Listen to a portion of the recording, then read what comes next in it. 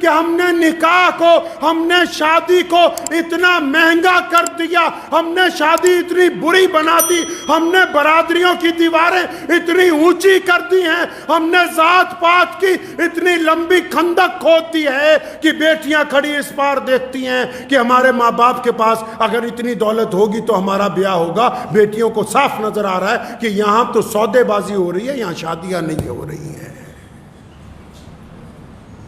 سارا الزام لگانا چاہتے ہو بچوں پہ، اپنے گریبان میں کبھی جھانکیں گے ہی نہیں۔ مانتا ہوں رسول اللہ صلی اللہ علیہ وسلم نے کہا، اللہ نے قرآن میں کہا، شریعت نے کہا، دنیا کے تمام مذاہب نے کہا، ماں کے پیروں کے نیچے جنت ہے، باپ جنت کا دروازہ ہے۔ اور مان لیا ماں کے پیروں کے نیچے جنت ہے، باپ جنت کا دروازہ ہے، تو کیا ماں باپ کے لیے بچوں کی کوئی ذمہ داری عائد نہیں ہوتی؟ کیا ماں باپ کا یہ کام نہیں بنتا کہ بچوں کو اپنی چھاتی سے لگا کے رکھیں؟ کیا ماں باپ کی یہ ذمہ داری نہیں کہ بچوں کو اپنا دوست بنائیں؟ کیا تمہارے پاس وقت ہے آج اپنے ان بیٹیوں سے، اپنے ان بیٹوں سے بات کرنے کے لیے؟ آپ کے پاس وقت ہی نہیں ہے۔ آپ کے پاس بعد میں رونے کا وقت ہے، آپ کے پاس بعد میں لکیر پیٹنے کا وقت ہے، آپ کے پاس اپنی بیٹیوں اور بیٹوں کے لیے وقت نہیں ہے۔ آج سے 20 سال پہلے ایک بیماری آ گئی تھی جس کو ٹیلی ویژن کہتے تھے، وہ گھر میں لگا ہوتا تھا۔ اب جو وقت بچتا تھا، باپ بھی مردے کی طرح اس کے سامنے بیٹھا ہے، ماں بھی بیٹھی ہے، دادا بھی بیٹھا ہے، دادی بھی بیٹھی ہے، پوتے بھی بیٹھے، پوتیاں بھی بیٹھی، اب سب الوؤں کی طرح اس کو دیکھ رہے ہیں۔ اب اس کی جگہ موبائل نے لے لی ہے، ایک ہی کمرے میں بیٹھے ہو، ایک ہی لابی میں بیٹھے ہو، ایک ہی صحن میں بیٹھے ہو، اپنے اپنے موبائل پر، اپنے اپنے واٹس ایپ پر۔ یہ پتہ ہی نہیں کہ دائیں ماں بیٹھی ہے یا باپ بیٹھا ہے، باپ کو ہی پتہ نہیں کہ میں نے اپنی بیٹی سے کچھ پوچھنا ہے، بیٹے سے کچھ پوچھنا ہے۔ ٹائم ہی نہیں ہے۔ رات کے 2 بجے تک اس مصیبت سے فارغ ہوتے ہیں اور اس کے بعد سو جاتے ہیں، کیونکہ ہمارے پاس وقت نہیں ہے آپس میں بات کرنے کے لیے۔ ہاں الزام لگائیں گے کہ ہماری بیٹی کو فلاں لے گیا، ہمارے بیٹے کو فلاں نے ورگلا دیا، الزام لگانے کے لیے ٹائم ہے۔ بچوں کے پاس ان کی ضروریات پوچھنے کا، وہ اگر کوئی سوال کرتے ہیں تو ڈانٹ دیا جائے، آگے سے چپ ہو جاؤ۔ اگر کسی کو بھوک لگی ہے، کھانا دو گے کہ نہیں دو گے؟ اگر انسان جوان ہو گیا، اس کے جسم کی ضروریات ہیں، آپ کو کہتے ہیں بچے کا نکاح کر دو، نہیں پہلے کیریئر بنائیں گے، اب اس کو نکاح کی ضرورت تو بالغ ہونے کے بعد ہے، نہیں ہم تو کیریئر بنائیں گے۔ بناؤ بھائی، کیریئر بناؤ تاکہ اس کا کیریئر بن جائے اور کریکٹر برباد ہو جائے۔ تم 30 سال تک ان کا کیریئر بناؤ اور 30 سال کے دوران یہ اپنا کریکٹر اتنا خراب کر لیں، اپنی زندگی میں اپنے جسم کے ساتھ اتنی بے ایمانیاں کر لیں کہ جب کیریئر کی اونچی کرسی پر پہنچیں تو ان کے پلے کریکٹر بالکل نہیں ہوگا۔ اس کیریئر کا پھر کچھ نہیں ہو سکتا جو تم نے بنا کے دیا ہے ان کو۔ جو لوگ غریب ہیں، اپنی بیٹی کی شادی کرنا چاہتے ہیں، لڑکے والوں کے جو بچولے ہیں انہوں نے اتنی لمبی لسٹ سامنے کھڑی کر رکھی ہے۔ اب لڑکی والا غریب سوچتا ہے کہ میں اپنی بیٹی کی شادی کروں گا تو پھر کروں گا کیسے؟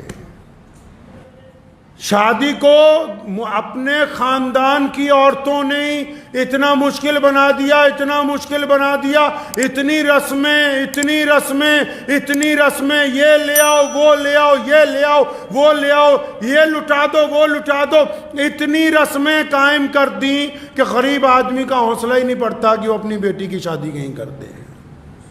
ایک صاحب کہنے لگے ہم نے تو صرف 31 باراتی بلائے، اچھا لگتا سنت طریقے سے شادی کی؟ نہیں نہیں، جو 31 بلائے تھے 31 کے 31 کو ماروتی گاڑیوں کی ایک ایک چابی دی ہے۔ کیا کل قیامت کے دن تمہارا گریبان پکڑا نہیں جائے گا؟ دہیج کے موٹر سائیکل پہ بیٹھ کے تقریر کرنے سے کچھ نہیں ہونے والا، مال گھر میں لے کے لوگوں کی اصلاح نہیں ہونے والی، بچولیوں کو بار بار کہہ کے کہ 4 چکے کی گاڑی ہو، 2 چکے کی گاڑی ہو۔ یہ جو برادری کی دیواریں کھڑی کی ہے نا بیٹیوں کے آگے، بیٹوں کے آگے، یہ جو خندق کھودی ہے لوگوں نے اس ملک میں، نکاح کو، شادی کو مشکل کر دیا۔ اب جب نکاح مشکل ہو جائے گا، شادی مشکل ہو جائے گی تو زنا عام ہو جائے گا، عیاشی عام ہو جائے گی، بدماشی عام ہو جائے گی۔ کیوں؟ جب جائز طریقے تک پہنچ ہی نہیں۔ آپ نے سنا ہوگا اسلامی قانون، وہ کہتے ہیں اگر کوئی چوری کر دے اس کا ہاتھ کاٹ دو.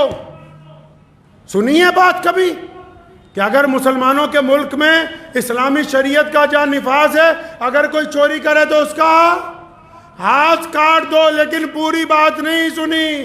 اگر چوری کرنے والے کے گواہ یہ کہیں کہ اس نے روٹی کے لیے چوری کی ہے، یہ بھوکا ہے، اس کے گھر میں بھوک ہے، اس کے پاس کام نہیں ہے، اس کے تن پر کپڑے پورے نہیں ہیں، اس نے چوری اس لیے کی کہ دکاندار بڑھیا سامان سجا کے بیٹھے، اس کے پاس کھانے کے لیے پیسے نہیں، تو پھر وہ قاضی اس بات کا اختیار رکھتا ہے کہ اس علاقے کے ذمہ دار کو، اس علاقے کے سرکاری عہدیدار کو، اس علاقے کے بڑے کو، اس علاقے کے چودھری کو، اس علاقے کے صدر کو بلائے اور اس کا ہاتھ کاٹ دے کہ تو نے یہ کیوں نہیں دیکھا کہ تیرے علاقے میں کوئی بھوکا ہے اور اس کو بھوک کی وجہ سے چوری کرنی پڑی. صرف چور کا نہیں ہاتھ کاٹا جاتا، ذمہ دار کا بھی ہاتھ ساتھ میں کاٹا جاتا ہے.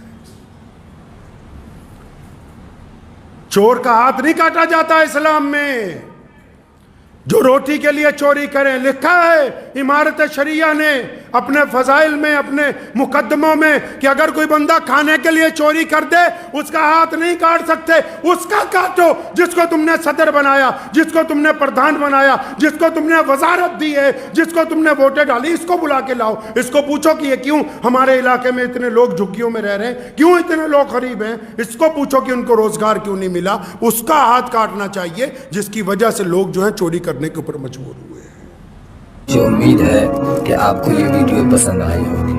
اگر پسند آئی ہو تو یہ آپ اپنے دوستوں کے ساتھ شیئر کریں اور اس چینل کو سبسکرائب ضرور کریں.